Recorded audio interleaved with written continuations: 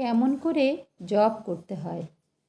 ঠাকুরের গৃহভক্ত যোগিন মা বলছেন, ঠাকুর আমায় একবার দেখিয়ে দিয়েছিলেন সব আঙুলগুলো ডান হাতের একেবারে পাশাপাশি জুড়ে রাখতে হয়, যেন একটুও ফাঁক কোনো আঙুলের মাঝখানে না থাকে। বলতেন, আঙুলের ফাঁক দিয়ে জপের ফল বেরিয়ে যায় গো। একবার বললেন, দেখো, কলিতে গোপাল ও কালীমন্ত্র শিগগির শিগগির সিদ্ধ হয়।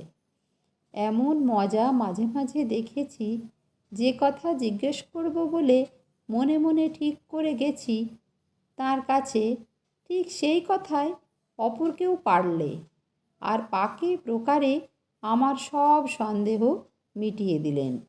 তিনি অন্তর্যামী কি না? জয় ঠাকুর।